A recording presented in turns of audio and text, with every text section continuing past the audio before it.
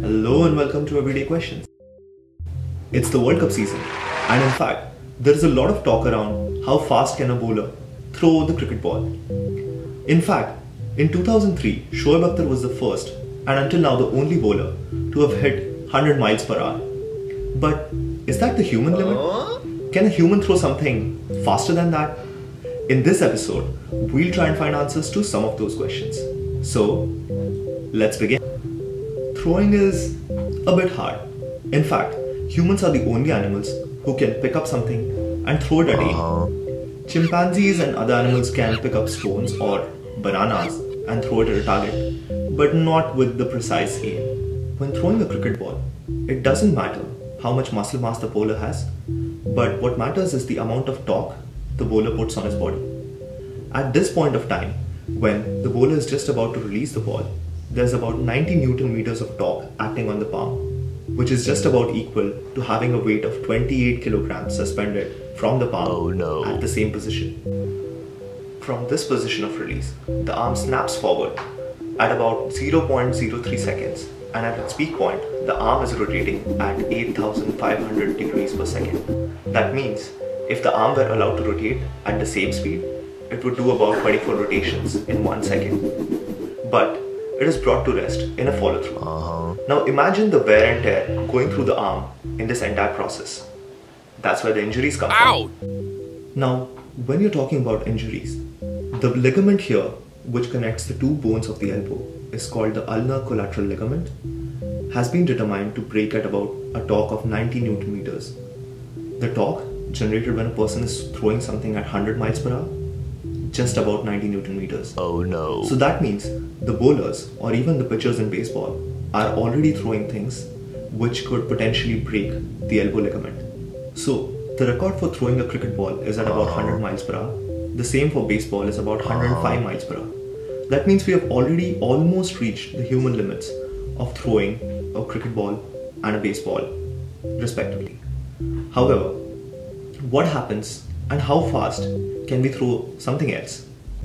Sometime back, a British javelin thrower did a series of experiments in which he threw everything ranging from a dead fish to a kitchen sink. His experiment gave us a lot of data in terms of what, when thrown by a human, could attain the maximum velocity.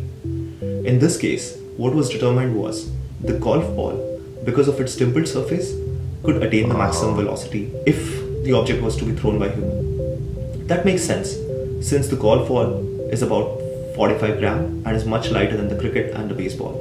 And it also has a dimpled surface which reduces the drag when thrown in air. But in spite of the golf ball being light and being more favorable aerodynamically, how fast could it be thrown?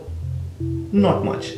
In fact, the results from the experiment showed that the golf ball could be maximum thrown at a speed of 115 miles per hour. What if there was a faster way to throw a cricket ball or a baseball respectively? What if there was a machine which could propel the ball at whatever speed you like? And how would a batsman tackle it? Let's say you have a machine which can throw the ball at whatever speed you want. What speed do you want to set it to? Let's aim for the speed of light. However, the ball has mass, and hence there's one universal law of physics which nothing with mass can break.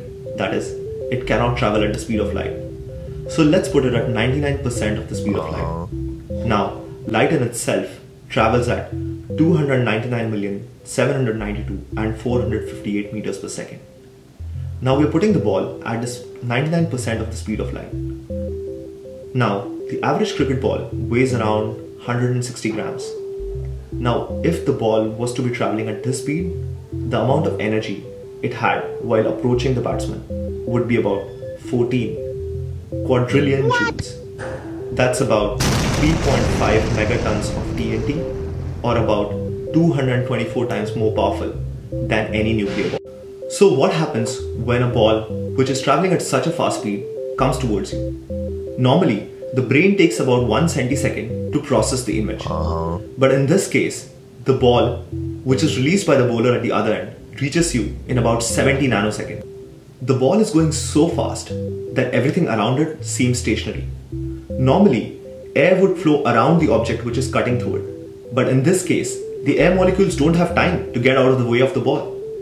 and hence they get smacked right in the face by the surface of the ball, and the air molecules start fusing with the outer surface of the ball.